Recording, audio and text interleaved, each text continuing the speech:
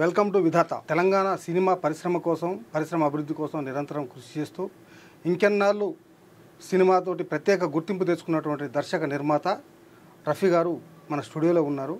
Telangana cinema రంగం ఏ విధంగా ఉంది, తెలంగాణకు వాళ్ళకి ఏ విధమైనటువంటి ప్రోత్సాహం లభిస్తూ ఉంది, తెలంగాణకు సంబంధించినటువంటి వ్యక్తులు ఈ హైదరాబాదు సినిమా ఇండస్ట్రీలో అభివృద్ధి అవుతున్నారా లేక అసలు తెలంగాణకు ఒక సినిమా పాలసీ అనేది ఉందా లేదా అనే అంశాన్ని రఫీ గారితో చర్చిద్దాం.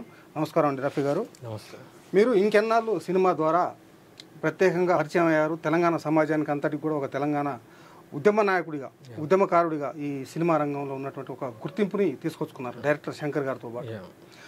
అయినప్పటి నుంచి ఆ సినిమా తర్వాత ఇంతవరకు మీరు సినిమాలు తీసినట్టు కానీ లేకపోతే ఈ సినిమా ఇండస్ట్రీలో కనిపించలేదు. మీరు ఇండస్ట్రీకి దూరం అయ్యారా, ఇండస్ట్రీ మిమ్మల్ని దూరం చేసిందా, లేదు తెలంగాణ వాళ్ళకి సినిమా ఇండస్ట్రీలో బయట గేటా లోపల గేటా? అయితే తెలంగాణ రాకముందు మనము ఇండస్ట్రీ మీద బ్లేమ్ వేయచ్చు, కానీ తెలంగాణ వచ్చినాక ఇక గత ప్రభుత్వం మీదనే బ్లేమ్ వేయాల్సిందే. ఎందుకంటే శంకర్ గారు కానీ నేను కానీ మేమేమనుకున్నామంటే తెలంగాణ తెచ్చేసుకుంటే వచ్చిన ప్రభుత్వం కాపాడుకుంటుంది, అదొక భరోసా ఇస్తుంది, ఇక మనం ముందుకు వెళ్ళిపోవచ్చు. ప్రభుత్వం కంటే శక్తివంతులు ఏ గుత్తాధిపతులు కూడా ఉండరని నమ్మినాం మేము. ఇక ఇండస్ట్రీలో అన్నీ చూసినాం కాబట్టి వివక్ష లేదని కాదు, 100% వివక్ష ఉన్నది. ఇప్పుడు ఒక సంస్థల ఒక కులాధిపత్యం ఉంటుంది, ఆ కులానికి సంబంధించిన వాళ్ళని పెట్టుకుంటారు, వాళ్ళ ఊర్లో తెలిసిన వాళ్ళని పెట్టుకుంటారు. అట్లా ఒక జనరల్గా ఇక మనమైనా కూడా మాకు తెలిసినోని మనం పెట్టుకున్నట్టు వాళ్ళు మరీ ఎక్కువనే అసలు వీళ్ళెవరు ఏంది వీళ్ళ గురించి ఏందని తెలుసుకునేంత కూడా ఓపిక లేకుండా డైరెక్ట్గా ఒక గుడ్డి నమ్మకంతో అరే మన ఏరియా వాడు అనే ఫీలింగ్ అయితే అది తెలిసిన విషయమే, నేను ప్రత్యేకంగా చెప్పే అవసరం లేదు. అయినప్పటికీ మా స్కిల్స్తో టాలెంట్స్తో మేము ఉమ్మడి రాష్ట్రం ఉన్నప్పుడే సినిమాలు తీసినాం, ఎంతో కఠినమైన పరిస్థితులలో కూడా సినిమాలు తీసినాం, రిలీజ్ చేసినాం. ఒకప్పుడు 3 అంచెల వ్యవస్థ ఉండేది, మేము వచ్చినప్పుడు డిస్ట్రిబ్యూటర్లు ఉండేది, ఎగ్జిబిటర్లు ఉండేది. సినిమా తీస్తే అడ్వాన్స్లు వచ్చేది, రిలీజ్ అయ్యేది. క్రమక్రమంగా ఏమైపోయింది, డిస్ట్రిబ్యూటర్లు వాళ్ళే, నిర్మాతలు వాళ్ళే, స్టూడియో ఓనర్లు వాళ్ళే, లాస్ట్కి థియేటర్లు కూడా లీజు తీసుకున్నారు. ఇక ఏదైనా కూడా సినిమా తీస్తే వాళ్ళ కాడ పోయి డిపెండ్ అయ్యే పరిస్థితి వచ్చినాక ఇక సినిమాలు తీసుడు బంద్ చేసి ఈ గుత్తాధిపత్యాన్ని ఎట్లా తొక్కాలి, ఎట్లా ఖతం చేయాలి అన్నప్పుడు అదే టైంలో తెలంగాణ ఉద్యమం మాకు కనపడ్డది. తెలంగాణలో ఉన్నటువంటి సినిమా థియేటర్లు మొత్తం కూడా ఎవరి గుప్పిట్లో ఉన్నాయి. గతంలో ఎగ్జిబిటర్లు ఇదంతా ఉండేదని మీరు ఇప్పుడు చెప్తా ఉన్నారు. ఇవాళ అంతా ఒకరి చేతులకే పోయిందంట. అసలు ఎవరి గుప్పిట్లో ఉన్నాయి? ఇవాళ మీరు ఒకవేళ సినిమాలు తీస్తే విడుదలయ్యే పరిస్థితి ఉందా లేదా? వాస్తవానికి ఏంటంటే ఏ గుత్తాధిపతులు అయితే ఉన్నారో వాళ్ళు గనక కనికరిస్తే సినిమా బయటికి వస్తుంది. ఇప్పుడు తెలంగాణ యాసలో ఉన్న సినిమాలు కూడా కొన్ని సక్సెస్ అయినాయి అంటున్నాం కదా, అవి కూడా గుత్తాధిపతి ఆధ్వర్యంలో రిలీజ్ అయితేనే మన వరకు చేరినాయి. వాళ్ళు గనక దాన్ని టేకప్ చేయలేదంటే ఎన్నో ల్యాబ్లో పడి ఉంటాయి సినిమాలు. ఓకే, అయితే తెలంగాణ వాళ్ళకే కాదు, ఆంధ్ర నుంచి వచ్చిన చిన్న నిర్మాతల పరిస్థితి కూడా దారుణంగానే ఉంది. దేనికి? మోనోపోలీ వల్ల. అయితే ఆ మోనోపోలీని బ్రేక్ చేయడానికే మేము తెలంగాణ ఉద్యమంలోకి వచ్చినాం, సూటిగా చెప్పాలంటే. ఎందుకంటే ఒక ఉద్యమం అనేది ఉంటుంది. తెలంగాణ రాష్ట్రం ఏర్పడితే అప్పట్లో వాళ్ళు సినిమా వాళ్ళే ప్రభుత్వాలలో ఉండేది, వీళ్ళకి అనుబంధాలు ఉండేది. కాబట్టి అప్పుడు ఇచ్చే రాయితీలు కూడా వాళ్ళు ఎదిగినాక క్యాన్సిల్ చేసినారు.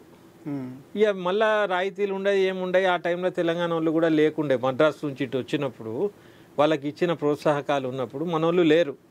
పైడి జయరాజ్ లాంటి వాళ్ళు ఉన్నా కూడా వాళ్ళు బొంబాయి పోయి బతికినారు, కానీ మద్రాసుకు పోలే. మద్రాసు పోనప్పుడు మద్రాసు నుంచి వచ్చిన వాళ్ళకు ఇక్కడ వసతులు అన్నీ ఇచ్చిండ్రు కాబట్టి వాళ్ళు క్రమక్రమంగా ఎదిగినాక ఆ ఎఫ్డిసిలా ఆ సబ్సిడీ ఇచ్చేది బంద్ చేసిండ్రు, పన్ను మినహాయింపు బంద్ చేసిండ్రు, స్టూడియోలకు గీములు తీసుకున్నారు, కట్టుకున్నారు, మొత్తం అయింది. ఆ తర్వాత భూములు ఇచ్చుడు బంద్ చేసిండ్రు. తర్వాత ఒకప్పుడు ఎఫ్డిసి రుణ సౌకర్యం కూడా ఇచ్చేది, లోన్, అవేం లేవు. అవి లేని టైంలో మేము తెలంగాణ వాళ్ళం వస్తే వాళ్ళ ఆధిపత్యంలో ఏదైనా అవకాశాలు ఉంటే చేసుడే తప్పితే మేము నిర్మాణంలో నెగ్గుడు అనేది కొద్దిగా కష్టతరహం అయింది. అయినప్పటికీ మా టాలెంట్తో మేము తీసుకున్నాము. ఏదో జిల్లాలల్లో ఆడ ఈడ డిస్ట్రిబ్యూటర్లు వచ్చి కొనుక్కున్నారు, థియేటర్లలో రిలీజ్ అయింది, సంపాదించినాం కూడా, పేరు కూడా వచ్చింది, అన్నయ్యనాయి. ఇంకెన్నాళ్ళు సినిమా తర్వాత మీరు ఇండస్ట్రీకే 2002లో వచ్చారు, అంటే దాదాపు 22 సంవత్సరాలు అయితే. అవునండి. మరి 22 సంవత్సరాలు అనేది సుదీర్ఘకాలం, ఇండస్ట్రీలో ఒక జీవితకాలం. జీవితకాలంలో అలాంటి పేరు ఒక రఫీ డైనమిక్ జైబోలో తెలంగాణ సినిమా తీసి ఒక పెద్ద ఫేమ్ అయ్యిండు. ఎందుకు అగ్ర డైరెక్టర్ల జాబితాలలో లేకపోతే ఒక మాధ్యమిక డైరెక్టర్ల జాబితాలో చేరలేకపోయారు? కారణాలు కారణం ఒకటే అండి. ఇప్పుడు తెలంగాణ వచ్చింది, తెలంగాణ వచ్చినప్పుడు తెలంగాణ అనే ముద్ర వేసుకున్నాం మేము. మాకు తెలుసు భవిష్యత్తు ఎట్లుంటుంది అనేది. అది సాహసం చేసి దిగినాం మేము. దిగినాం ఎందుకు? తెలంగాణ సాధించుకోవడానికి. ఇక తెలంగాణ సాధించుకోకున్నా నేను చెప్పినా కదా, దాంట్లో ఉండి ఆ గుత్తాధిపతులు సినిమాలు తీసి వాళ్ళ కాడెళ్ళి అదంతా కష్టమైపోయే తెలంగాణ తెచ్చుకుంటేనే ఆ గుత్తాధిపతులను ఖతం చేసి ఒక ప్రత్యామ్నాయ సమాంతర తెలంగాణ సినిమా పరిశ్రమ స్థాపించుకుందాం అనుకున్నాం. ఫర్ ఎగ్జాంపుల్ ఎట్లా అంటే, మహారాష్ట్రలో హిందీ ఇండస్ట్రీ ఆల్రెడీ అగ్రస్థాయిలో ఉన్నది, హిందీ ఇండస్ట్రీ, బాలీవుడ్. అయినప్పటికీ మరాఠీ సినిమాకి ఒక సపరేట్ ఇండస్ట్రీ పెట్టుకున్నారు వాళ్ళు, వాళ్ళ ప్రాంతీయ అని. అయితే ఆల్రెడీ హిందీ ఇండస్ట్రీ డెవలప్ అయి ఉంది కదా, మరాఠీ ఇండస్ట్రీ ఏమవసరం అని ఆలోచించలేదు. ఎందుకంటే లోకల్ కళాకారులకు వాళ్ళకు వచ్చే భాష, యాస, వాళ్ళ సంస్కృతి సాంప్రదాయాలు ఇవన్నీ వస్తాయి కాబట్టి ఒక స్పేస్ ఉంటుంది. కాబట్టి తెలంగాణ వేర్పడితే కానీ ఇక మనము దాంట్లో సొచ్చుకపోలేమని డిసైడ్ అయినాం. నేనైనా, శంకర్ గారైనా, ఎవరైనా. తర్వాత ఉద్యమంలో కూడా మా కాంట్రిబ్యూషన్ ఉండాలి, తెలంగాణ మీద ప్రేమ ఉంది కాబట్టి వచ్చినాం మేము. శంకర్ గారు ముందు తీసిండ్రు, ఆ తర్వాత మళ్ళీ నేను తీసిన. ఓకే, మాకు నంది అవార్డులు వచ్చినాయి, గుర్తింపు వచ్చింది. ఇక కేసీఆర్ గారు అయితే ఆయన సినిమాను భుజాల మీద వేసుకొనే మొత్తం చేసిండు. ఈవెన్ జిల్లాల అమ్మిచ్చుడు కాడ నుంచి టీఆర్ఎస్ పార్టీ ర్యాలీలతో పాటు టికెట్లు కూడా అమ్మిపించిండు ఆయన. ఎందుకంటే తెలంగాణ మీద తీసిన సినిమా నిలబడాలనే సహకారం ఆయన చేసిండు కేసీఆర్. ఓకే, ఇక నా దానికైతే కరువైంది అనుకోండి. నాదైతే కారణం ఏంది? నేను సినిమా తీసేటప్పుడు ఎంతో మందిని కలుసుకుంటా పోయినా. తర్వాత కేసీఆర్ని కూడా కలవడానికి కొందరు ఓయూ స్టూడెంట్స్ ఇప్పుడు లీడర్లు అయిపోయినారు. వాళ్ళు నన్ను ప్రేమిస్తారు, నన్ను అభిమానిస్తారు. వాళ్ళ ప్రాజెక్ట్ వర్క్లలో కూడా నేను ఆ టైంలో సహకారం చేసిన. అయితే అన్నాను ఇట్లా కష్టపడుడు కాదు, సార్ని కలుస్తాము ఒకసారి బాగుంటుందని నన్ను పట్టుకొని పోయారు. నేను కేసీఆర్ని కలుస్తామంటే వద్దని అంటామా, ఉద్యమం ఇట్లా ఇంట్రెస్టే ఉంటుంది కదా, కాబట్టి పోదామని చెప్పి నేను కూడా పోయినా ఆయన దగ్గరికి. పోయినాక ఏమైంది, ఇక లోపల పోయినాం, కూర్చున్నాం. తర్వాత కథ చెప్పమన్నాడు, 1 లైన్ ఆర్డర్ చెప్పమన్నాడు, సింగిల్ లైన్ చెప్పమన్నాడు. ఏదైనప్పటికీ నేను సారాంశం చెప్పిన. ఇది 3 తరాల కథ సార్. 1947 ఫ్యూడలిస్టిక్ వ్యవస్థ మీద మన రైతాంగ సాయుధ పోరాటం, తర్వాత 69 ఉద్యమం, తర్వాత నెక్సల్ ఉద్యమం కూడా ఉండే మన దగ్గర. ఇప్పుడు ఈ మలిదశ ఉద్యమం. అయితే ఒక కుటుంబంలో వాళ్ళు చేసిన త్యాగాలు, పోరాటాలు, బలిదానాలు నడుస్తూనే ఉన్నాయి. కానీ మనకు రావాల్సింది రాలేదు ఇంకా అని, ఇంకెన్నాళ్ళు అని ప్రశ్నిస్తున్నా సార్ నేను. తెలంగాణ వస్తేనే ఇది సాధ్యమని చెప్తున్నా సార్. మీరు జై తెలంగాణ అంటే అందరు జై తెలంగాణ అంటుండ్రు తప్పితే భావగర్భితంగా వాళ్ళ జీవితాలు చూపించి అర్థం చేపించే సినిమా మాధ్యమం ద్వారా ఇంకా కొద్దిగా చైతన్యం చేయించే ప్రయత్నంలోనే ఇంకెన్నాళ్ళు సార్ అని చెప్పిన నేను. చెప్తే ఆయన శ్రద్ధగా విని ఏమన్నాడంటే, ఫస్ట్ ఈ టైటిల్ వద్దు, ఇంకెన్నాళ్ళు తీసేద్దాం అన్నాడు. నేనన్నా కథకు అది కరెక్ట్ ఉంటుంది కదా సార్, ఇంకెన్నాళ్ళు తీసేస్తే మరి కథ ఏముంటుంది అంటే, కథ వినడంతో ఇంకెన్నాళ్ళకు పులి స్టాప్ తీసేద్దాం అన్నాడు. ఆ తర్వాత ఏమన్నాడంటే, సరే ఇక నువ్వు ఏమన్నా తీసుకో కానీ ఎండింగ్లో ఒక సీన్ అయితే పెట్టాలన్నాడు. ఏం సార్ చెప్పండి అని నేను చాలా ఇంట్రెస్ట్గా విన్నా. ఏమన్నాడంటే, ఒక 17 ఎంపీలో మొత్తం ఎమ్మెల్యేలు అందరూ తెలంగాణ భవన్ ముంగట వరుసగా నిలబడి ఉంటారు. ఈయన ఒకడు కుర్చీ మీద కూర్చొని కాలు మీద కాలు వేసుకొని కూర్చుంటాడు.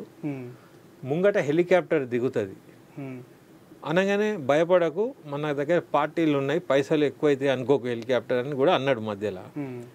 అట్లేం లేదు సార్, చెప్పండి సార్ సీన్ అని నేను అన్నా. హెలికాప్టర్లోకి వెళ్ళి సోనియా గాంధీ దిగి నడుచుకుంటా ఇట్లా రావాలి, బంగారుపల్లెంలో తెలంగాణ తెచ్చి నా కాళ్ళ కాడ పెట్టాలి అన్నాడు ఆయన. ఈ సీన్ ఆయన చెప్పిండు. అప్పుడు నేనేమన్నా, సార్ సీన్ బాగుంది కానీ రాని తెలంగాణ వచ్చిందని ఎట్లా చెప్పాలి సార్ అని నేను అన్నా. అరే ఇది సినిమా అన్నయ్య, దాంట్లో ఏమున్నది, ఏదైనా చేసుకోవచ్చు అది ఇది అని ఆయన అన్నాడు. అంటే నేను నవ్వినా కొద్దిగా నవ్వి, సోనియా గాంధీ హెలికాప్టర్లో తిరిగి బంగారు పల్లెంలో తెలంగాణని ఆయన కాళ్ళ దగ్గర పెట్టాలి అన్నాడు. ఇది కాళ్ళ దగ్గర పెట్టాలన్నాడు. అంటే తెలంగాణ ఆయన కాళ్ళ దగ్గర ఉండాలన్న ఉద్దేశం, లేకపోతే సీన్ అయితే చెప్పిండు. అంటే ఆ సీన్ లో మీరు అర్థం చేసుకున్నారు. నేను అర్థం చేసుకున్నది ఏంటంటే, అంత పెద్ద కేంద్ర ప్రభుత్వాన్ని, సోనియా గాంధీని బెండ్ చేయించి ఆయన బంగారు తెలంగాణ అనేది కాన్సెప్ట్ ఉన్నట్టున్నది ఆయన మైండ్లో అప్పటి నుంచే. అయితే ఆ బంగారు తెలంగాణ అంటున్నారు కాబట్టి బంగారు పల్లెంలో తెలంగాణ తెచ్చి కాళ్ళ కాడ పెట్టుడంటే అంత దిగి వచ్చిండ్రు ఆయన కాడికి. ఆయన మన దాంట్లో సామెత ఉంటుంది కదా, అదే అన్ని కాళ్ళ కాడ దాకా తెస్తాం అంటారు కదా, కింది దాకా అంత బెండ్ చేపిస్తాము అనేది ఆయన భావన అని నేను అనుకొని నేనేమన్నా, సార్ నాది రియలిస్టిక్ ఫిలిం, ఒక ఆర్ట్ ఫిలిం లాగా ఉంటుంది, సహజ సిద్ధంగా మన జీవన విధానాలు 1947 అప్పటి కాలం క్రమేణా మార్పు. అప్పుడు మోటార్ ఉండే, తర్వాత ఇంజన్ పంపులు వచ్చినాయి, ఇప్పుడు బోరింగ్లు వచ్చినాయి. అప్పుడు గూన పెంకుల ఇండ్లు ఉండేటి, ఆ తర్వాత మిద్దె ఇల్లు టైప్ వచ్చినాయి, ఇప్పుడు మంచిగా వెట్రిఫైడ్ ఆ టైపు బంగ్లోస్ వచ్చినాయి. ఇట్లా నేను ప్రతి లొకేషన్ని కూడా ఆ మార్పు కూడా చాలా కేర్ఫుల్గా తీసుకుపోదాం అనుకుంటున్నా సార్. దాంట్లో ఒకటేసారి ఇంత కళాత్మకంగా తీసినాక ఇది ఒక చరిత్రలో ఉంటుందని తీస్తున్నా సార్. మరి దీంట్లో ఇది తెచ్చి పెడితే ఇది అది డిస్టర్బ్ కాదా సార్? అదేమో ఫిక్షన్ లాగా ఉంది, రాని తెలంగాణ వచ్చినట్టుంది. అయితే దానికి ఎవరు కూడా ఫిక్షనేగా అని అన్నాడు సార్ కూడా. అయితే అది ఎవరైనా తీయచ్చు కదా సార్, ఈ కథంలో తెచ్చి అది ఎందుకు పెట్టుడు? ద లీడర్ కేసీఆర్ అని పెట్టి ఆ టైప్ సినిమా తీసేసుకుంటే అది కమర్షియల్గా పోతుంది మంచిగానే. అట్లా సపరేట్ జానర్ సార్, అది ఈ జానర్ సపరేటు అని నేను కన్విన్స్ చేసే ప్రయత్నం చేసిన. అయితే ఆయన ఏమన్నాడు, రేపు ఒక దినం వదిలేసేయండి, ఎల్లుండి నుంచి రాన్రి కథ తయారు చేద్దాం అన్నాడు. అనగానే ఇక కథ అంతా మారిపోతుందని నాకు అర్థమైపోయింది.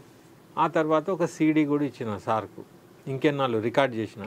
దాంట్లో మా భూమి, సంధ్య ఇట్లాంటి వాళ్ళు ఫ్యూడలిస్టిక్ వ్యవస్థ మీద పాటలు ఉన్నాయి. దాంట్లో డాక్టర్ సి నారాయణ రెడ్డి రాసి అయితే ఒక సీడీ ఇచ్చి ఉండే ఆయనకు, ఆయన షెల్ఫ్లో పెట్టిండు. ఆయన ఇంట్లో తెలుసు కదా, మెట్లుండే, ఇటో రూమ్ అటో రూమ్ ఉండే, ఈ రూమ్లో కూర్చున్నాం. తర్వాత లంచ్ టైం ఏదో అయింది, అందరం వెళ్ళిపోయినారు. సారు ఆ రూమ్లోకి వెళ్ళిండు, మేము మెట్లు దిగిపోయినాం.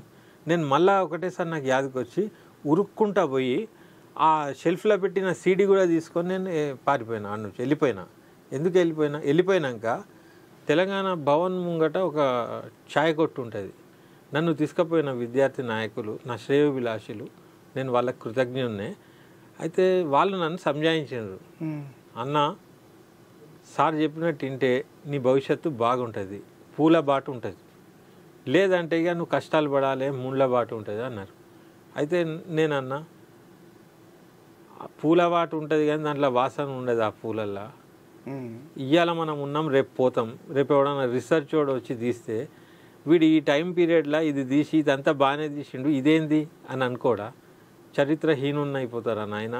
దానికంటే ఒక లవ్ స్టోరీ తీసుకుందాము, ఇంకేదన్నా తీసుకుందాం. అసలు ఉద్యమం మీద సినిమానే ఎందుకు? ఈ కథ ఇట్లా ఉన్నది. మాది హుస్నాబాద్ అండి. అయితే నేను వ్యవసాయ కుటుంబంలో పుట్టిన, మా చుట్టూ మాకు గంగా జమున తైజీబ్ హైదరాబాద్ అంటారు కానీ మా ఊరే పెద్ద నిదర్శనం. హిందువులు ముస్లిం కలిసి ఉంటాం మేము. కాపోళ్ళు ఉంటారు మా ఇంటి దగ్గర, మా భూమి పక్కకు వాళ్ళ భూములు ఉంటాయి, వాళ్ళు మాయి ఉంటాయి, ఇట్లా ఉంటాం మేము, కలిసిమెలిసి ఉంటాం. అయితే మా నాయనమ్మ చెప్పిన స్టోరీలు కానీ, మా డాడీ చెప్పిన 69 ఉద్యమాలు, ఇవన్నీ నేను జమ చేసి కథ చేసుకున్నా. అద్భుతంగా వస్తుందని డిసైడ్ అయినా.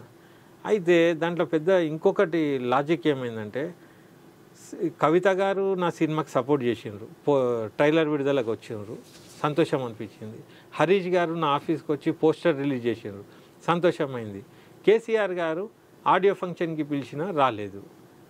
ఇక ఆ తర్వాత ఆయన దానికి మద్దతు ప్రకటించడం బంద్ చేసేసిండు. అందరు కూడా బంద్ చేసి సీడీ తీసుకొని వచ్చిన తర్వాత సినిమా తీసిర్రు. మీకు కేసీఆర్ ఉద్యమ నాయకుడుగానే ఆ రోజు ఉన్నాడు కదా, బీఆర్ఎస్ అధినేత, ఆయన మీకు ఇక సహకారం చేయలే. ఈ ఇంకెన్నాళ్ళకు సహకారం చేయకుండా ఉల్టా ఏం చేసిందంటే, నా సినిమా ఏ రోజైతే రిలీజ్ అయిందో నారాయణమూర్తిది సినిమాని సెకండ్ రిలీజ్ చేయించి నా థియేటర్లలో ఆయన షోలు సొర్రగొట్టిండ్రు. దానికి ఆయన వాయిస్ ఇస్తుండు. నేనేమో తెలంగాణ ఉద్యమంలో ఒక అనాథ లెక్క కొట్టుకుంటున్నా ఆ టైంలో. ఇది నా పరిస్థితి. అయితే అప్పుడు నాకు అసలు తెలంగాణ ఉద్యమం ఇవాళ మీరు మాట్లాడేటి అన్నీ నేను అప్పుడే పసిగట్టిన. తెలంగాణ భవిష్యత్తు ఏం కాబోతుంది అనేది కూడా పసిగట్టిన. ఎందుకంటే నేనేమనుకొని వచ్చిన ఒక తెలంగాణ బిడ్డగా నేను తెలంగాణ సినిమా తీసి సాహసం చేసి ₹1 కోటి పెట్టి ఇట్లా తీసినప్పుడు నన్ను మెచ్చుకుంటారు, నన్ను కాపాడుకుంటారు అనుకొని నేను వచ్చిన. చూసే వరకు ఇదంతా గోల్మాల్ ఉన్నది, ఏదో ఉన్నది కథ. అప్పుడు నాకు అక్కడ అరే ఇదేంటి ఏదో మిస్సింగ్ ఉంది అనే దాంట్లో నాకు అప్పుడే కంక్లూజన్కి వచ్చిన. నేను సినిమా అయినాక అసలు ఉద్యమకారులు పరిచయం అయినరు. కేశవరావు జాదవ్ లాంటి వాళ్ళు, కొండ లక్ష్మణ్ బాపూజీ లాంటి వాళ్ళు. కోదండరాం సహకారం చేసిండు, అప్పుడు చేసిండు, ఇప్పుడు చేసిండు, ఎప్పటికి చేసిండు. ఆయన యాక్టింగ్ కూడా చేసిండు నా సినిమాలో. గద్దర్ కూడా నా సినిమాలో యాక్టింగ్ చేసిండు, ఒక పాట చేసిండు ఆయన. కేసీఆర్ గారిది కూడా ఒక సీన్ ఉండే ఇప్పటి ఉద్యమం తీసేటప్పుడు, నాకు టైం ఇవ్వలే. కాబట్టి ఆయన అదే మన టీవీ క్లిప్స్ ఉంటాయి కదా కొన్ని 4Kతో తీసినాయి, అవి తీసి మేనేజ్ చేసుకున్నా నేను. సమూహం ఆయన కూడా ఉన్నాడు నా సినిమాలో, కాదని కాదు. ఆయన నేను బాగానే అభిమానించేది వాస్తవానికి. నా సినిమా స్టార్టింగ్లో కూడా కృతజ్ఞతలు అనే దాంట్లో కేసీఆర్ పేరు కూడా ఉంటుంది, గద్దర్ది కూడా ఉంటుంది. కానీ ఆయన చెప్పిన మార్పులు మీరు చేయలేదుగా. ఏది మార్పు చేయలే. ఎందుకు చేయలే అంటే అండి, నేను ధైర్యం చేసి తెలంగాణ ఉద్యమంకి రావడమే ఒక నిజాయితీ ఉండడం వల్ల. నేను ఎవరో చెప్పినని నాకు లాభం అవుతుందని వచ్చేటట్టుంటే అది ఉద్యమకారుని లక్షణం కాదది. అప్పుడు నేను ఉద్యమంలోకే వచ్చే అవసరం ఏముంది నాకు అట్లా కాంప్రమైజ్ అయితే? అదే ఆంధ్ర వాళ్ళ పెత్తనంలో నేనేదో పోయి ఇప్పుడున్న ఎంతమంది డైరెక్టర్లు లేరు, అట్లా నేను కూడా ఇమిడిపోయేటోన్ని కదా. అట్లా ఇమిడకనే కదా ఇదంతా. కనీసం మీ ఖర్చులు కూడా లాభాలు వచ్చినాయా? మీరు నమ్ముకుర్రా సినిమా తీసి? కాదండి, పెట్టినవి వస్తే గింత గ్యాప్ ఎందుకు వస్తుంది? పెట్టిన ఖర్చులు కూడా కాదు. కానీ నాకు ఎట్లా వచ్చిందంటే, సినిమా రెడీ అయ్యే క్రమంలోనే రికార్డ్ స్థాయిలో ఆదిత్య మ్యూజిక్ వాళ్ళు ఇవాళ రేపు ఆడియో రైట్స్ లేవు, వాళ్ళు వచ్చిన దాంట్లో ఏదో క్లిక్స్ మీద అంటారు. కానీ నా సినిమాకు 3 సార్లు దయానంద్ అనేటైన తిరిగి నా ఆఫీస్లో కూర్చొని 3 సార్లు వచ్చి 3వ మీటింగ్లో ₹2 లక్షల క్యాష్ ఆంధ్రజ్యోతిలో యాడ్ ఇచ్చిండు అన్నట్టు. అది ఒక క్రేజ్ ఉన్న ప్రాజెక్ట్కే వస్తాయి. ఒక లెవెల్లో పోయింది ఇది.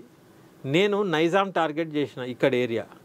ఇప్పుడు కేసీఆర్ ఎన్నో సినిమాలకు సపోర్ట్ చేసి పార్టీతో ప్రమోట్ చేసి ఇన్ని చేసిండు కదా. నాకు ఏం లేదు, ఆయన జస్ట్ నారాయణమూర్తి సినిమా నా సినిమా దాని మీద వేయకుండా నాకు ఇచ్చినటువంటి టాకీస్లల్లా ఆయనే వేసేసిండ్రు. ఇల్లీగల్ అది యాక్చువల్లీ. నాకు ఫిలిం ఛాంబర్ వాళ్ళు అగ్రిమెంట్ చేసుకోలే నేను నమ్మకంతో. పట్టి డేట్ ఫిక్స్ చేయించిండ్రు, యాడ్ వేయించిండ్రు ఆంధ్రజ్యోతిలో 15 లక్షల హోర్డింగ్లు పెట్టించిండ్రు. మొత్తం వేసినాక చూస్తే నారాయణమూర్తిది సెకండ్ రిలీజ్ ఏమవసరం అండి? అది వేసి మళ్ళీ బహిరంగ సభలల్లో నారాయణమూర్తి సినిమా రిలీజ్ అని ప్రమోట్ చేస్తుండ్రు. అయితే ఓయూ స్టూడెంట్స్ వీళ్ళు నా సినిమా చూడడానికి వెళ్ళిన వాళ్ళకు పోగానే నారాయణమూర్తి బొమ్మ ఉన్నది నా సినిమా చూడనీకి వస్తే. తర్వాత నెక్స్ట్ షో నాదట. నెక్స్ట్ ఇప్పుడు మీరు ఈ సినిమా చూడడానికి వచ్చిన వాళ్ళు నెక్స్ట్ షో మళ్ళీ ఎట్లా చూస్తారు? చూడలేదు. నాకు ఫోన్లో వస్తున్నాయి. నిస్సహాయ స్థితిలో ఉండే నేను. అప్పుడు ఏం చేయాల్సి వచ్చింది తెలుసా? నా సినిమా నేనే ఆపుకునే పరిస్థితికి తెచ్చిండ్రు. విన్నారా? ఆపుకున్న తర్వాత అప్పుడు నేను ఉద్యమంలో ఎక్కువ డీప్గా అయిపోయినా. ఎందుకంటే తెలంగాణ అవసరం, ఎలాంటి తెలంగాణ అవసరం అని గ్రహించిన నేను ఆ టైంలో. ఆంధ్రోళ్ళ కుట్రాలు పక్కన పెట్టండి, ఇక్కడ ఉన్నోడు ఎందుకు కాపాడుకోలే, అది నా బాధ ఉండే. అంటే తెలంగాణని అడ్డం పెట్టి ఏ ఎజెండాతో వస్తుండ్రు వీళ్ళు అనేది నాకు డౌట్ వచ్చింది. అప్పుడు ఒక తెలంగాణ బిడ్డగా నేను ముందుకొచ్చి ఒక సినిమా తీసి పైసలు పెట్టి తీసేటప్పుడు నన్ను ఎట్లా కాపాడుకోవాలి? అది మాత్రం పెద్ద పొరపాటు. చరిత్రలో అది ఒక పేజ్ ఉంటుంది అన్నట్టు ఎన్నో దాంట్లో. ఇది 100% ఇది. అయినా ఉద్యమానికి నష్టం జరగద్దు, ఉద్యమం నీరు కార్చిపోవద్దు, ఎట్లుంటే ఏమైనా తర్వాత చూసుకుందామని జయశంకర్ లాంటి వాళ్ళే అన్నారు. అది మైండ్లో పెట్టుకొని మేము అట్టనే సహిస్తూ తెలంగాణ రాని ఫస్ట్ అనుకుంటున్నాం. వచ్చింది. ఎలా సినిమా పరిశ్రమ ఏ విధంగా ఉండాలి తెలంగాణకు అని మీరు అనుకున్నారు? దానికి సంబంధించినటువంటి విధి విధానాలు ఏమైనా తయారు చేసి ప్రభుత్వం నుంచి ఇంప్లిమెంట్ కావడానికి మీరు ఏమైనా అట్లాంటి ప్రయత్నాలు ఏమైనా చేసిరా? ఇక తెలంగాణ వచ్చింది, ఇప్పుడు ఎలక్షన్స్కి వెళ్ళబోతుండ్రు. ఆ టైంలో నాకు తెలంగాణ సినిమా ప్రొటెక్షన్ ఫోరం అని పెద్ద సంఘం ఉండే, 10 జిల్లాల కమిటీలు ఉండే, దానికి నేను చైర్మన్ ఉండే, ఇప్పుడు కూడా ఉన్నా. అయితే మేనిఫెస్టోలో ఏమేమి పెడితే ప్రత్యామ్నాయ తెలంగాణ సినిమా పరిశ్రమ స్థాపితమై అభివృద్ధి అవుతుంది అనేది ఒక రూపకల్పన చేసి నేను కాంగ్రెస్ వాళ్ళకి ఇచ్చిన, వీళ్ళకి ఇచ్చిన, అందరికి ఇచ్చిన. కాంగ్రెస్ వాళ్ళు కూడా పెట్టిండు మేనిఫెస్టోలో, ఈయన కూడా పెట్టిండు. అయితే టీఆర్ఎస్ ప్రభుత్వం వచ్చింది. వచ్చినాక థియేటర్ వాళ్ళ పరిస్థితి దారుణంగా ఉండే. ఒక సినిమా ఇప్పుడు కీసరగుట్టలో ఒక ఆయన ఉంటాడు, ఆయన సినిమాలో టాకీస్లో సినిమా కావాలంటే ఫుల్ పైసలు అడుగుతుండ్రు. అది వేస్తే ఆడికాడికి అవుతుంది, ఆయనకి ఏం మిగిలది. ఒకవేళ అన్నీ ఇయ్యలేదనుకో టాకీస్ బంద్ చేసుకునే పరిస్థితి. ఆయన చాలా డిప్రెషన్లో ఉండే. అప్పుడు ఆయన నా కాడికి వస్తే నేను ఆయనను సీఎం దగ్గర తీసుకుపోయినా, తీసుకుపోయినా నేను. ఆయన అపాయింట్మెంట్ కూడా ఇచ్చిండు. ఆ టైంలో చాలామందికి ఇస్తలేడు, లక్కీగా నాకు ఇచ్చిండ్రు. అజిత్ రెడ్డి అనేట ఆయన ఉండే, ఆయనకు ఒక లెటర్ రాస్తే ఆయన పిలిపించిండు, కల్పించిండు. నేను ఆ థియేటర్ వాళ్ళని పట్టుకొని పోయినా, సార్ మీరు మేనిఫెస్టోలో పెట్టినారు, ఈ టాకీస్ వాళ్ళ పరిస్థితి కూడా దారుణంగా ఉంది, ఆయన కింద మీద ఉన్నాడు సార్, ఇట్లా మనం కూర్చొని ఏదైనా చేయాలి సార్, ఇప్పుడు తెలంగాణ వచ్చింది 2-3 నెలలు కూడా అయిపోయింది, ఇప్పుడు మనం కూర్చుందామంటే ఆయన ఏమన్నాడంటే, రఫీ ఒక 3 నెలలు ఓపిక పట్టు, నేను పిలిపించి అందరితో మాట్లాడి చేద్దాం, ఇక మనకు టెన్షన్ ఏం లేదని ఆ టాకీసోని కూడా ధైర్యం చెప్పిండు. నువ్వు డల్ కాకు, పిలిపిస్తా అది ఇది అన్నాడు. ఆ తర్వాత ఇక పిలుపు లేదు, పాడలేదు. ఆ తర్వాత పాపారావు ఐఏఎస్ పాలసీ అడ్వైజర్ ఉండే, ఈ ఆయన దగ్గరికి, ఆయన పాలసీ అడ్వైజర్ కాబట్టి తెలంగాణ సినిమా పాలసీ మీరు చేయాలి సార్ అని చెప్పి చెప్పులర్గా తిరిగిన ఆయన కాడికి, డ్రాఫ్టింగ్ చేసుకొని ఏమేమి చేయాలనేది అన్నీ చెప్పిన. ఓకే, ఏం చెప్పిన అంటే నా విజన్ ఏముండే అంటే, మన తెలంగాణలో కళా సంపద ఫుల్ ఉన్నది, గ్రామాలల్లో కళాకారులు ఉన్నారు, ప్రతి జాగాలో ఉన్నారు. వాళ్ళకు ఒక ఇన్స్టిట్యూట్ పెడితే, పూనా ఫిల్మ్ ఇన్స్టిట్యూట్ లాగా ఒక ఇన్స్టిట్యూట్ పెడితే వాళ్ళు ఒక సినిమా దానికి మోల్డ్ అవుతారు. లేకుంటే ఆ ధూమ్ధామ్ల వరకే పరిమితం అవుతుంది, చచ్చిపోతున్నారు, దాంతో ఏం రాదు. మనం కూడా ఒక వెలుగుతాం కదా. నాకు మొదటి నుంచి ఉండేది తెలంగాణ తనం, తెలంగాణ ఇది వెండితెర మీద ఫుల్ కమర్షియాలిటీకి కూడా పోతుందని నా నమ్మకం ఉండే. అయితే ఒక ఇన్స్టిట్యూట్ ఫస్ట్ స్థాపించాలి, అప్పుడు కళాకారులు తయారవుతారు. దాంట్లోకి వెళ్ళి ఎవడన్నా కథ రాసుకొని వస్తే ఫిల్మ్ డెవలప్మెంట్ కార్పొరేషన్ ఒక కమిటీ వేసి దానికి సెట్ చేసి, నిర్మాతలు పైసలు ఉన్న వాళ్ళు చాలామంది ఉన్నారు తెలంగాణలో, కానీ సినిమా ఫీల్డ్ అంటే నెగిటివ్. ఏంది, అరే భూమి అమ్ముకొని పోతే మొత్తం గుండు గీసిండ్రు, సూట్ కేసులో పైసలు తీసుకపోతే ముంచిండ్రు, ఈ భయంతో ఎవరు రారు ఆ ఫీల్డ్. అయితే కాదు మాది మేము బకరాలేం కాలే, మాకేందంటే వ్యవస్థతో పరేషాన్ అయింది తప్పితే ఏమైనా పక్క పెట్టు, ఎక్కువ శాతం అట్లనే అయింది. ఎందుకంటే అవగాహన లేకుండా వచ్చారు మనోళ్ళు. అయితే నేనేమన్నా ఫిల్మ్ డెవలప్మెంట్ కార్పొరేషన్ వాళ్ళు సినిమా నిర్మాణం మీద వర్క్షాప్లు పెట్టాలి. వర్క్షాప్లు పెట్టి ఆ బిజినెస్ ప్రొడక్షన్ ఎట్లుంటుంది అనేది నిర్మాతలతోని కొన్ని సెమినార్లు పెట్టి నేర్పితే నిర్మాణం స్టార్ట్ అవుతుంది. అక్కడ ఇన్స్టిట్యూట్లో కళాకారులు, టెక్నీషియన్లు తయారవుతారు. సినిమా తయారైంది అనుకో, రిలీజ్ ఎట్లా, ఇప్పుడు గుత్తాధిపతులు ఉన్నారు, అప్పుడు మేమేమన్నాం, బస్ స్టాండ్లకి ఇట్లా మినీ టాకీస్లు కడదామని ఒక ప్రపోజల్ ఇచ్చినాం. ఆర్టీసీ స్థలాల్లో అట్లా ఇట్లా కొన్ని. ఇప్పుడు రైతు వేదికలు ఎట్లా కట్టిండ్రు అట్లా పెడదాము బస్ స్టాండ్లు అని అన్నాం. కొద్దిసేపు ఓకే అన్నట్టే ఉన్నారు. ఇప్పుడు తెలుసు కదా మొత్తం లాసే ఉన్నది కథ.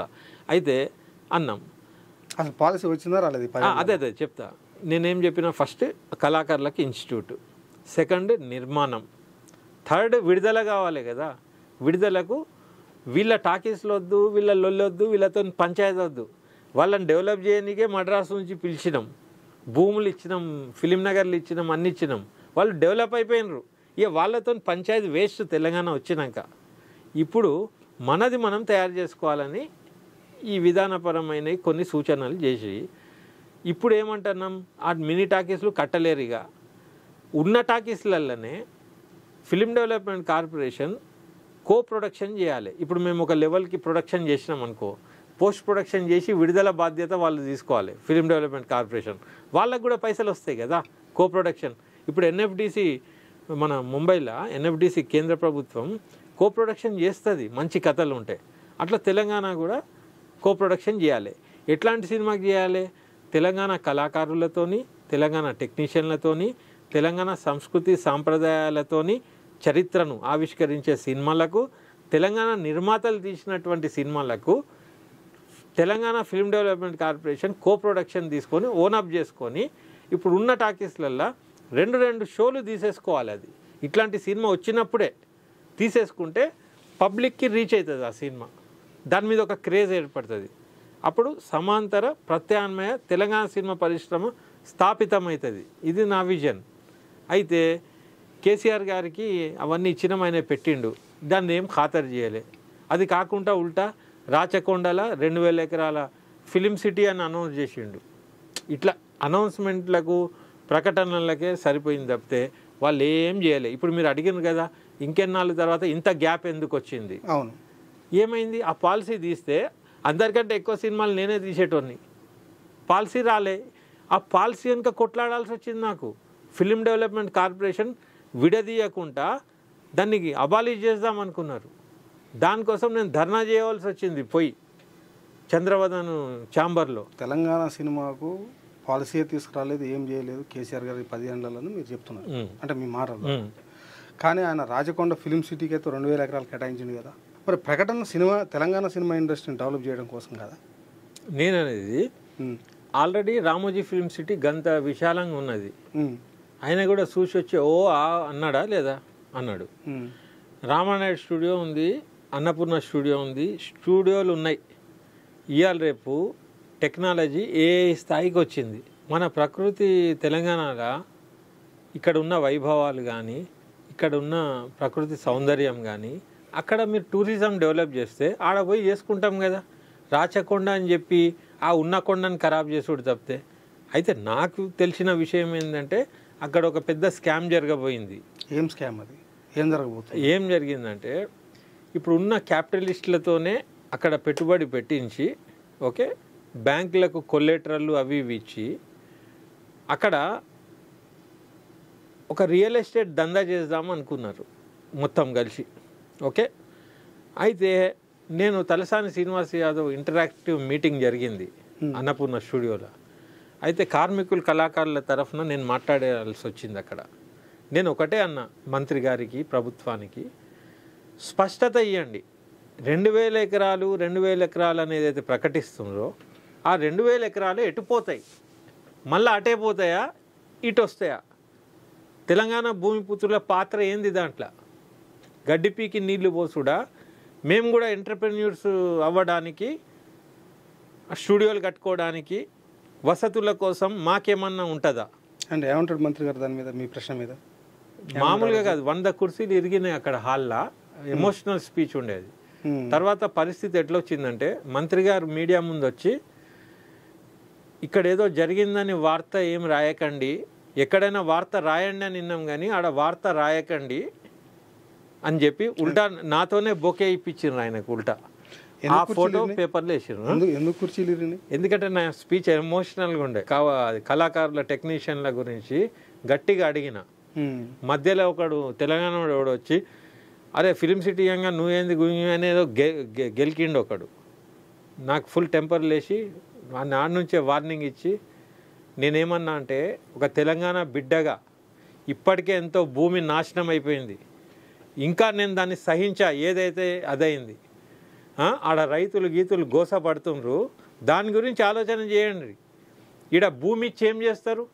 మేము ఇచ్చిన పాలసీ డిమాండ్లు పూర్తి చేయండి, మేమే ఎదుగుతాం, మేమే కొనుక్కుంటాం.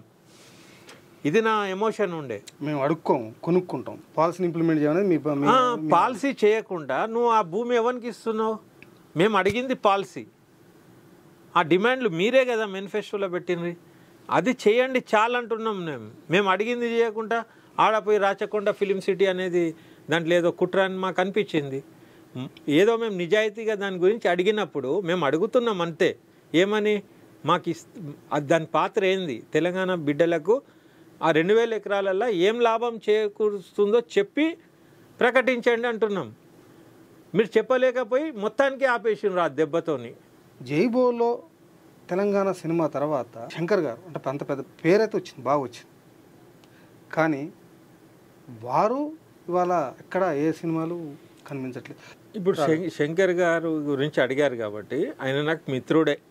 ఓకే, మేము ఇక్కడ సంఘాలు పెట్టినప్పుడు కూడా Telangana cinema chamber of commerce నా ఆఫీస్లోనే ఎస్టాబ్లిష్ చేసినాము. దానికి ఆయన ప్రెసిడెంట్ ఉండే, నేను జనరల్ సెక్రటరీ ఉండే. ఉద్యమం నుంచి వచ్చిన వాళ్ళం కాబట్టి కాంబినేషన్ కూడా సూపర్గా ఉండే.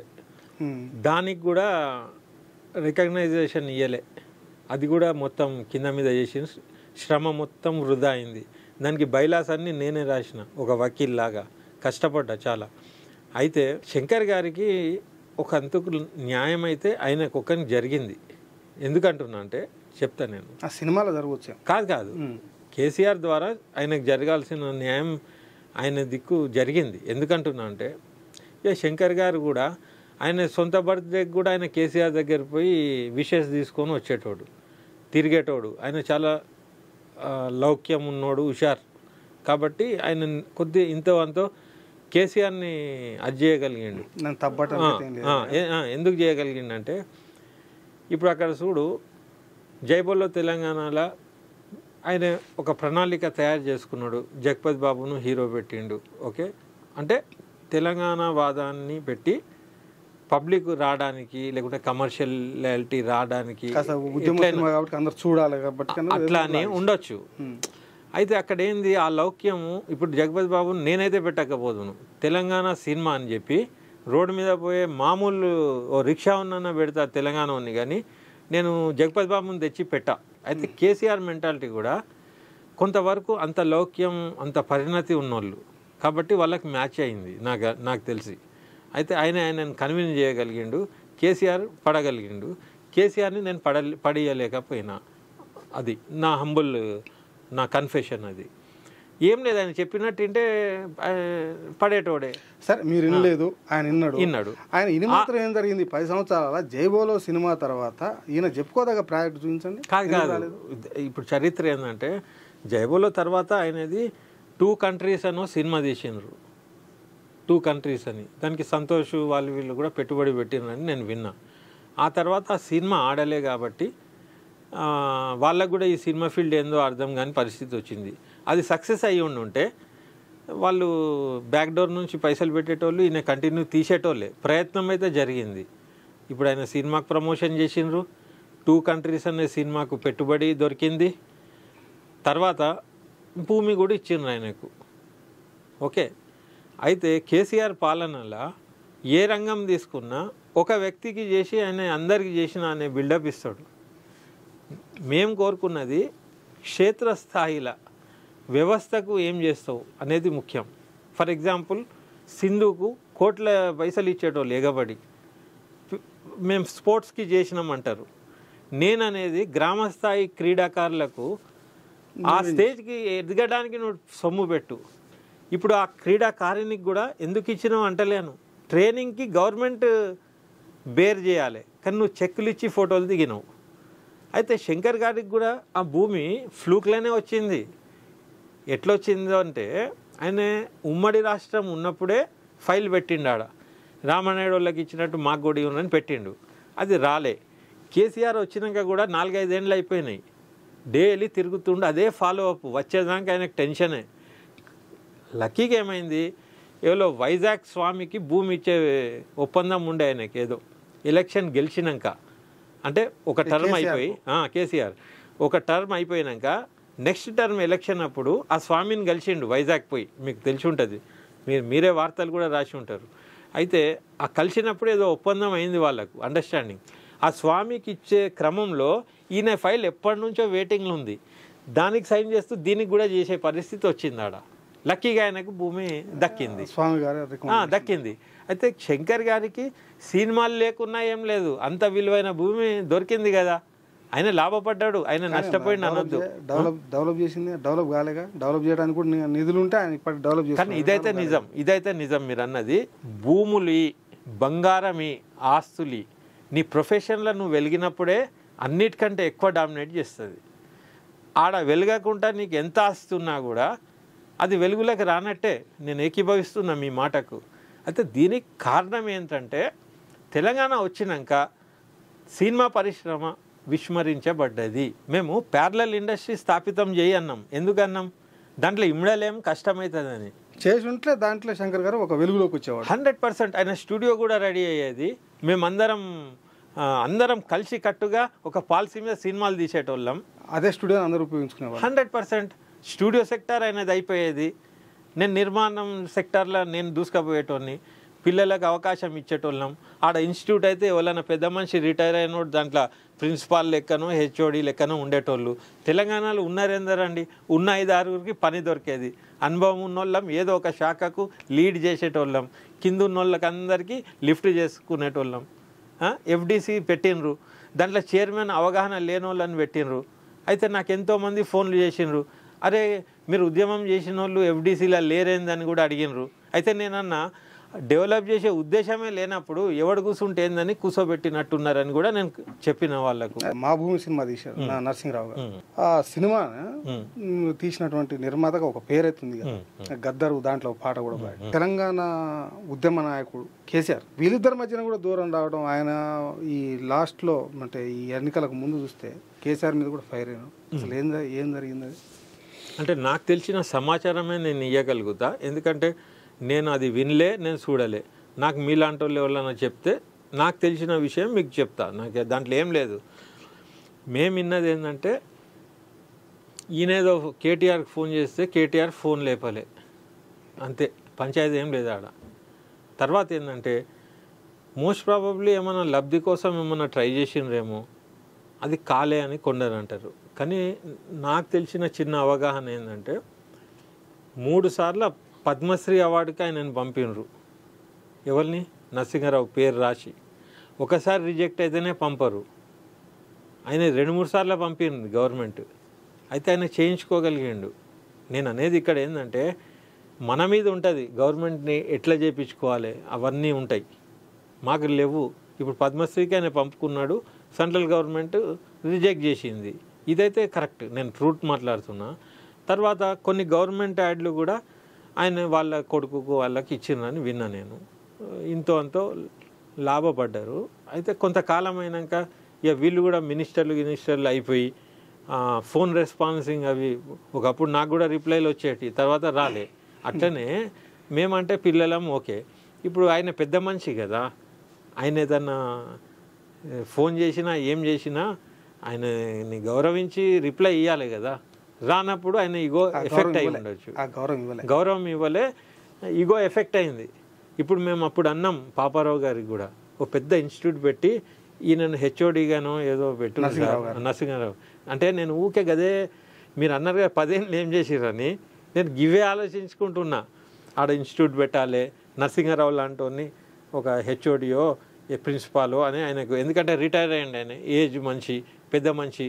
మేము కూడా ఆయనను గౌరవ అధ్యక్షుడు అంటాం, ఏది పెట్టినా పెట్టాల్సి వస్తుంది ఏజ్ని ఆయన చేసిన దానికి. అయితే ఆయనను ఇన్స్టిట్యూట్లో ఇట్లా పెద్ద మనిషిలాగా అట్లా పెట్టుండ్రి. ఈ శంకర్ గారికి స్టూడియో ఇచ్చింది కాబట్టి ఆయన ఆడు ఉంటాడు, నిర్మాణంలో నేను ట్రై చేస్తా, ఇట్లా అన్నీ డిజైన్ చేసుకున్నాం ఉన్నోళ్ళం ఇట్లా కొద్దిమంది. అసలు ఆడ ఇన్స్టిట్యూట్ శంకుస్థాపన చేస్తే కదా ఆయన అయ్యేది. అదే కాళేశ్వరం గిలేశ్వరం అన్నీ చేసిండ్రు. మరి వాళ్ళకి ఇంట్రెస్ట్ ఉంటే చేసిండ్రు, ఇది ఇంట్రెస్ట్ లేదు వాళ్ళకు. ఎందుకో మొదటి నుంచి సినిమా ఫీల్డ్ అంటే భయమా ఏందో తెలియదు. ఎందుకంటే దాంట్లో వెలిగితే మళ్ళా దాంట్లో ఇప్పుడు సినిమా ఫీల్డ్ నుంచి రాజకీయంలోకి వస్తారు అనేది ఒకటి ఉన్నది మొదటి నుంచి. ఏకులు పోయి మేకులు అవుతారు అనుకున్నారో ఏందో తెలియదు. ఈ ఫీల్డ్ని అయితే అస్సలు ఎదగకుండా చేసింది మన గత ప్రభుత్వమే. 10 సంవత్సరాలు అయిపోయింది, మీకు పాలసీ రాలేదు, మీరు తెలంగాణ వచ్చినా మీ ఇండస్ట్రీ తెలంగాణ ఇండస్ట్రీ అనేది ఒక రూపుదిద్దుకోలే అనేది మీ భావన. ఇప్పుడు ఈ ప్రభుత్వంలో మీరు ఏం కోరుకుంటున్నారు? మీ ఇండస్ట్రీకి ఎలాంటి పాలసీ ఉండాలనేది మీరు కోరుకుంటాం? ఏం లేదండి, ఇప్పుడు మేము కోరుకునేది ఇప్పుడున్న పరిస్థితులలో తక్షణం ఇప్పుడు సినిమాలు తీసేటోళ్ళు రిలీజ్ చేసుకోవడానికి కూడా ఇప్పుడు నేను రేపు సినిమా మొదలు పెడతా అండి. ఇప్పుడు నాకు భయం ఏంది, రేపు మొదలు పెట్టుడు ఈజీ, నేను తీసేస్తా, తీసినాకే ఏంది, ఇది మెయిన్ పాయింట్. నేను మన పిల్లలకు అవకాశాలు ఇస్తా, అన్నీ చేస్తా, తీసినాకే ఏం చేయాలి?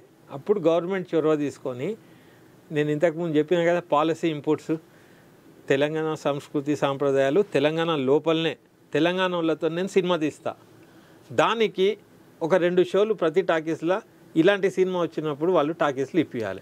ఇంకోటి నేను ఒక గవర్నమెంట్కి డబ్బులు వచ్చే ఒక పాయింట్ కూడా చెప్తున్నా.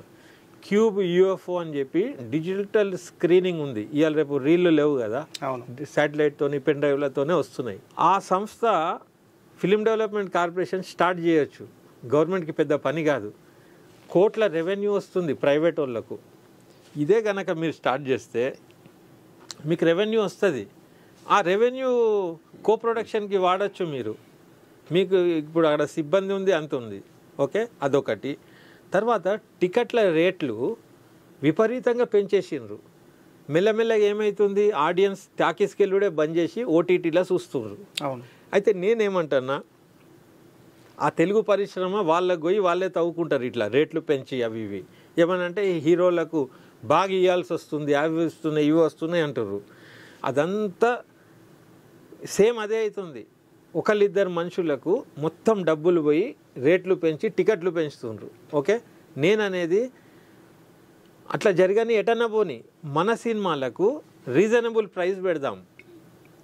మన ప్రేక్షకులకు సినిమాను ఆస్వాదించడానికి అవకాశం ఇద్దాం. అప్పుడు తక్కువ రేట్లకు ఆడియన్స్ అలవాటు అవుతారు. ఓకే, కళాకారులకు ఇది దొరుకుతాయి. క్యూబ్ యూఎఫ్ఓలలో ఎట్లుందంటే పెద్ద దోపిడీ ఉన్నది. ఇవాళ నువ్వు సినిమా రిలీజ్ చేస్తే వారం రోజుల పైసలు అడ్వాన్స్గా కట్టేయాలి. నీ సినిమా 3 రోజులనే పోతే మిగతా ఇయ్యడాడు. సినిమా తీసే నీ నడుము ఇరుగుతుంది. తర్వాత నువ్వు క్యూబ్లోకి పైసలు కట్టడానికి కష్టమవుతుంది నిర్మాతకు. కాబట్టి ఎన్ని షోలు వేస్తే అన్ని షోలకు తీసుకోవాలి క్యూబ్ యూఎఫ్ఓ పైసలు. ఇది ఇంపార్టెంట్. ఇప్పుడు ఆ ఇండస్ట్రీకి కూడా ఇది అవసరమే, ఈ ఇండస్ట్రీకి కూడా ఇది అవసరమే. ఇది చేయాలంటే గవర్నమెంట్ చొరవ తీసుకొని ఫిలిం ఛాంబర్ వాళ్ళని కూడా కూర్చోబెట్టి చిన్న నిర్మాతలు, తెలంగాణ నిర్మాతలు కానీ ఇక్కడ ఉండి తీసే ఆంధ్ర వాళ్ళు కానీ పర్వాలే, వాళ్ళందరికీ గట్టెక్కియడానికి గవర్నమెంట్ చొరవ తీసుకుంటే కానీ అది అవ్వదు. మీరు తెలంగాణ పరిశ్రమ, సినిమా పరిశ్రమ ఎలా ఉండాలి, తెలంగాణ కళాకారులను ప్రోత్సహించడం కోసం ఈ విధానం ఉండాలి అని చెప్పి ఒక పాలసీ బ్లూ ప్రింట్ దాన్ని తయారు చేసుకొని మీరు ఇప్పుడున్నటువంటి ముఖ్యమంత్రి రేవంత్ రెడ్డి గారిని, మీ సినిమాటోగ్రఫీ మంత్రిని కానీ వీరిని, ఈ ప్రభుత్వ పెద్దలు మీరు ఏమైనా కలిసి మీ పాలసీ ఏందనేది వివరించారా? వివరిస్తే ప్రభుత్వం నుంచి మీకు వచ్చినటువంటి సమాధానమే. అయితే ఏంటంటే మొన్న నేను ఆంధ్రజ్యోతిలో ఒక ఆర్టికల్ రాసిన, ప్రభుత్వం దృష్టికి తీసుకెళ్ళడానికి తెలంగాణ సినిమా పాలసీ ఇంకెప్పుడు అని. అది కొద్దిగా ప్రచారంకి వచ్చింది. నేను సీఎం గారికి కూడా అది మెయిల్ చేసి పంపిన. ఎందుకంటే ఆయన దృష్టిలో ఉండాలి, దీని గురించి ఒక ఆలోచన ఉండాలని. తర్వాత ఏంటంటే డ్రాఫ్టింగ్ చేసి రెడీగా ఉన్నాయి కాగితాలు. ఇప్పుడు జస్ట్ ఏంటంటే బొకేలు ఇచ్చి కంగ్రాచులేషన్స్ సంస్కృతి ఇంకా కొనసాగుతుంది. ఇంకా వాళ్ళు కూర్చొని విధానపరమైన నిర్ణయాలు తీసుకునే క్రమంలో అది మొదలైందంటే ఫస్ట్ మేము ఉరుకుతాం అక్కడికి. కానీ ఆడ ఎవరు ఉన్నారు ఏంది ఇంకా కూర్చోలే వాళ్ళు. నాకు తెలిసి ముఖ్యమంత్రి రేవంత్ రెడ్డి గారిని, మరి మీ తెలంగాణ కళాకారులు, తెలంగాణ దర్శకులు కానీ తెలంగాణ ఇక్కడ ఏముందంటే వాళ్ళకి ఆస్తులు అవి ఉన్నాయి. వాళ్ళకి ఎప్పటికీ ప్రభుత్వంతోనో భయం ఉంటుంది. ఆల్రెడీ కోమటిరెడ్డి వెంకటరెడ్డి గారు వీళ్ళు వస్తలేరు అని అలిగిండి ఆయన ఒకసారి. మా మీద కాదు, వాళ్ళ మీద, ఇండస్ట్రీ వాళ్ళే వస్తలేరు, వారం రోజులు అయిపోయిందని ఆయనే స్టేట్మెంట్ ఇచ్చిండు. ఆ తర్వాత అరే ఇదేం, ఎందుకంటే వాళ్ళకు కూడా టీఆర్ఎస్ ప్రభుత్వంతో సాన్నిహిత్యం ఉండే, వాళ్ళు ఓడిపోయిననే జీర్ణించుకోవడానికి వాళ్ళకు వారం పట్టింది. సినిమా ఇండస్ట్రీలో ఉన్నోళ్ళకు అరే ఓడిపోయిందా కేసీఆర్ మళ్ళీ వచ్చేస్తాడేమో, ఈ ప్రభుత్వాన్ని కూలగొట్టేస్తాడేమో అని అనుకున్నారు వాళ్ళు. అదే భ్రమలో ఉండే. అట్లా వారం 10 రోజులు గడిచినాయి సినిమా ఇండస్ట్రీ వాళ్ళు. అయితే కోమటిరెడ్డి గారు అరే వీళ్ళు గవర్నమెంట్ వచ్చి ఇన్ని రోజులు అయింది, ఈ సినిమా పెద్దలు వస్తూనే లేరు అని ఓపెన్ స్టేట్మెంట్ ఇచ్చిండు ఆయన. అది వినంగానే కోలుకున్నారు. తొందర బొకేలు పట్టుకొని ఆయన ఇంటి చుట్టూ తిరిగి ఇచ్చిండ్రు. అయితే ఇప్పుడు నేను కోమటిరెడ్డి గారికి ఫోన్లో మాట్లాడడం అయితే జరిగింది. ఆయన గొంతు నొప్పి ఉండే కాబట్టి వెళ్ళి డిస్టర్బ్ చేయలే. అన్న మీరు ఉద్యమ నేపథ్యం ఉన్నోళ్ళు, సినిమా శాఖ మంత్రి అవడం ఆనందకరం అన్న, అది ఇది అని అన్నా నేను. తర్వాత రేవంత్ రెడ్డిని కూడా నేను కలిసిన ఉన్నమాట. కలిసిన ఇట్లా బొకేలు పట్టుకొని శాల్వాలు పట్టుకొని పోలే. కానీ నేను సోనియా గాంధీ అభిమానిని. ఆమె బర్త్డే December 9th నాడు సెక్రటేరియట్లో, అది మన అసెంబ్లీలో ఫస్ట్ డే ఉండే, ఫ్రీ బస్ టికెట్ ఇచ్చిండ్రు. ఆ బస్సులో నేను ఎక్కిన పోయి నాకు అంటే సోనియా గాంధీ సెలబ్రేషన్ లాగా ఆ బస్ ఎక్కిన నేను. మినిస్టర్లు క్యాబినెట్ మొత్తం ఉండేది దాంట్లో. నాకు పరిచయం ఉన్న వాళ్ళందరినీ హగ్ చేసిన, సంతోషపడ్డారు. తర్వాత ఆడ బస్సు దిగినాక రేవంత్ రెడ్డి గారు ఏదో బయట ఇచ్చినాక ఆయన వెనక నేనే నిల్చున్నా. తిరగంగానే నేను ఆయనకి ఏమన్నా అంటే, నెరవేరిన కళ అని ఇంకెన్నాళ్ళు పార్ట్ 2 తీసి రెడీ ఉన్నా నేను ఇప్పుడు. తెలంగాణ వచ్చినాక 5 ఏళ్ళకి ఎట్లుండే తెలంగాణ అనేది ఉన్నది దాంట్లో, అది తీసి రెడీ ఉన్నది. సోనియా గాంధీ కేసీఆర్ తర్వాత ఆమె నాకు అపాయింట్మెంట్ ఇచ్చుండే. నేను ఒక మెయిల్ రాస్తే స్పందించి నన్ను ఢిల్లీ పిలిపించింది. అదొక చరిత్రాత్మకం. ఆ ఫోటో పెట్టి, సినిమా ఫోటో పెట్టి, నెరవేరిన కళ నిజంగా కూడా వాళ్ళది కూడా నెరవేరింది, మ్యాచ్ అవుతుంది కదా. అయితే సోనియా గాంధీ బర్త్డే నాడు కాబట్టి ఆమెతో ఉన్న ఫోటో తీసుకుపోయి రేవంత్ అన్నకు చూపించి, అన్న ఇగో ఇంకో సినిమా తీసిన, ఒక సీఎంగా నువ్వు నన్ను ప్రమోట్ చేయాలి, దీని మీద ఒక కార్యక్రమం తీసుకోవాలన్నా అని చెప్పిన. అయితే ఆయన మంచిగానే స్పందించి నేను సినిమా చూసినాక ప్లాన్ చేద్దామని ఒక మాట ఇచ్చిండు. ఆ రోజే ఇచ్చిండు. ఇక ఆయనకి ఎట్లా యాద్ చేయాలి ఊకే. అయితే నేనేం చేసిన, కోదండరామ్ సార్కి ఆ బాధ్యత ఇచ్చిన. సార్ మీరు అప్పుడప్పుడు పోయి కలుస్తారు కదా, మీరు ఎప్పుడు కలిసినా రేవంత్ గారికి ఇట్లా రఫీ సినిమా నెరవేరిన కల్లా నువ్వు చూస్తా అని మాట ఇచ్చినవట, నువ్వు ఎప్పుడు ఫ్రీ ఉంటే అప్పుడు ఆయన షో వేస్తా అంటున్నాని యాద్ చేయాలన్నా అని చెప్పిన. ఎప్పుడు నెరవేరుంది నీ కళ? నాదా ఇప్పుడు నేనేందంటే దాని మీద ఫుల్ జోర్ ఇయ్యలే. నేను పర్సనల్గా మెయిల్ కూడా రాయలే, అపాయింట్మెంట్ అడగలే. కోదండరామ్ సార్కి చెప్పిన. కోదండరామ్ సార్దే ఓ రకంగా ఉన్నది ఇప్పుడు ఎమ్మెల్సీ అది ఇది. ఇప్పుడు ఆయన డిస్టర్బ్ చేసి ఆయన లొల్లిలో ఆయన ఉంటే నా సినిమా ఎప్పుడు సార్ అని ఎట్లా అడుగుతాం. కాబట్టి ఓ 10 రోజుల నుంచి నీ కళ నెరవేరుతుందా లేదా? కాదు 10 రోజుల నుంచి నేను ఆయనకు రోజు రిమైండర్ ఇచ్చిన. ఈ 10 రోజులు నేను కూడా అరే ఆయనకు వచ్చే పోస్ట్ వచ్చినా అటు రేవంత్ రెడ్డి గారు ఈయన కూడా ఎమ్మెల్సీ అని వస్తుంది కదా పోస్ట్. అయితే ఇప్పుడు ఏం డిసైడ్ అయినా అంటే సినిమా చూసుడు తర్వాత పోస్టర్ రిలీజ్ అన్న చేయించుకుందాము, సీఎం గారు అపాయింట్మెంట్ ఇస్తే, ఎందుకంటే సోనియా గాంధీతో ఉంటుంది ఆ పోస్టర్ అనే దాంట్లో ఉన్నా నేను. అయితే ఇప్పుడు నా స్నేహితులు ఎవరైతే సీఎం గారి దగ్గర ఉన్నారో వాళ్ళకు నిన్ననే చెప్పి పెట్టిన, ఆ సినిమా చూసుడు తర్వాత 2.5 గంటలు ఉంటుంది అది. ఆయన నేను కలిసినప్పుడు కూడా మళ్ళీ చెప్తా, కానీ ప్రథమంగా ఒక పోస్టర్ రిలీజ్ అన్న చేద్దాం. ఆ సీఎం ఏం చేయలే, ఈ సీఎం అన్న చేస్తే ఆ సీఎంకి తెలిసి వస్తుందనే నేను సీఎం కోసం వెయిట్ చేస్తున్నా. వేరే ఎవరు చేసినా కూడా ఈ సీఎంకి కౌంటర్ ఉండదు. అయితే తేడా చూపించాలి కదా, మార్పు. రేవంత్ రెడ్డి గారు ఏమన్నారు, మార్పు చూపిస్తా అన్నారు. మేమందరం కూడా, నేను కాంగ్రెస్కి ఓపెన్ సపోర్ట్ చేసిన, ఎన్నో సభలలో పాల్గొని సోనియా గాంధీకి గిఫ్ట్ లాగా ఇవ్వాలని చెప్పి కంకణం కట్టుకున్నాం అందరం కూడా, పౌర సమాజం అంటే నేను కూడా ఉన్నా. అయితే ఇప్పుడు రేవంత్ రెడ్డి గారి బాధ్యత ఏంటంటే, కేసీఆర్ ఏదైతే నాకు సపోర్ట్ చేయలేదో ఇప్పుడు నాకైనా సపోర్ట్ చేస్తే నిజంగా కూడా మేమందరం థ్యాంక్ఫుల్ ఉంటాం, ఆయనకు కూడా బాగుంటుంది, ఒక సాటిస్ఫాక్షన్ ఉంటుంది. మరి ఆ అవకాశం అయినా వాడుకోవాలి. త్వరలో నీ కళ నెరవేరుద్దని ఆశిద్దాం. అయితే ఇంకొక చివరిగా గద్దర్ యొక్క జయంత్యోత్సవాలలో ముఖ్యమంత్రి రేవంత్ రెడ్డి గారు ప్రతి ఏటా గద్దర్ స్మారక అవార్డులని ప్రకటిస్తూ ఉన్నారు. దీన్ని మీరు ఏ విధంగా స్వీకరిస్తూ ఉన్నారు? గద్దర్ అవార్డుల పైన అంటే మీ వ్యతిరేకతని కాదు కానీ ఏదో కాస్త భిన్నాభిప్రాయం ఉన్నట్టు కూడా ప్రచారం జరుగుతుంది. చెప్తా. మొదలు అసలు గద్దర్ గారికి గత ప్రభుత్వంలో మేము ఎట్లయితే నిర్లక్ష్యానికి గురిపడ్డామో ఆయన మాత్రం అగౌరవానికి గురిపడ్డాడు. అది దృష్టిలో పెట్టుకొని గద్దర్ గారి గౌరవాన్ని పెంచడానికి ముఖ్యమంత్రి గారు ఒక ఎమోషనల్ బాండింగ్ ఉండడం వల్ల హఠాత్తుగా ఇది నా శాసనం అని చెప్పి ఆయన పేరు మీద నందిజాగలో గద్దర్ అని ఉంటుంది అని చెప్పారు. కానీ ముఖ్యమంత్రి రేవంత్ రెడ్డి గారికి ఆ బాండింగ్ ఉంది కనుకనే ఆయన చనిపోయిందని తెలిసిన తర్వాత ఇమ్మీడియట్లీ అంత్యక్రియలు అయిపోయేంత వరకు అక్కడే ఉన్నాడు. ఈ గద్దర్కు ఆ బాండింగ్ అనేది రేవంత్ రెడ్డి గారు ఇచ్చాడనేది దాన్ని కళ్ళతో చూసినాం. రేవంత్ రెడ్డి గారు కంప్లీట్ అక్కడే ఉండడంతో విధిలేక కేసీఆర్ గారు కూడా వెళ్ళారు. ఆ చర్చ బయట జరిగింది. అవును, కరెక్ట్. వీళ్ళు ఎల్బీ స్టేడియంలో డోర్లు తీయించి మరీ ఆడ పెట్టినరు. అంతకు ముందు వరకు నెగ్లెక్ట్ చేసినారు.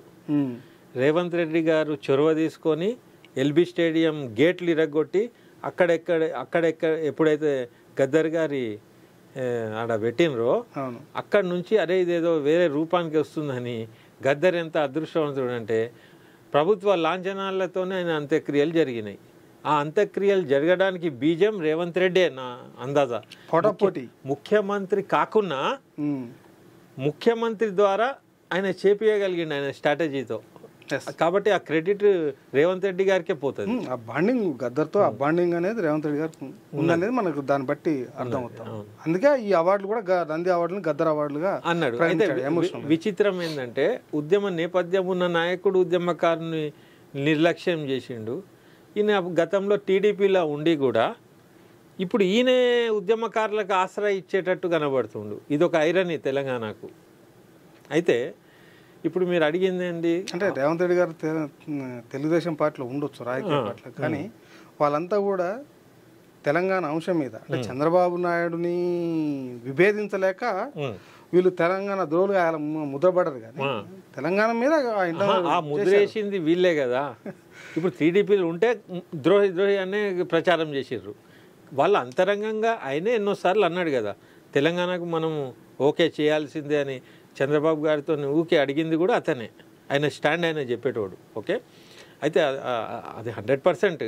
కానీ టీడీపీలు ఉంటే తెలంగాణకు వ్యతిరేకం అనే ప్రచారం చేసినారు సైకాలజికల్లీ. ఓకే, అయినప్పటికీ ఈయనైతే తెలంగాణ మొత్తం భుజాల మీద మోస్తున్నా అన్నట్టయినే తెలంగాణ ఉద్యమకారులకు కోదండరాం గారి తలుపులు ఇరగొట్టిండు. ఈయనను లోపలికి రానియలే, నాలాంటోనికి సినిమాలలో ఎదగనియలే. ఎవడన్నా తెలంగాణ ఉద్యమ నాయకుడు చేసే లక్షణాలు ఇవి.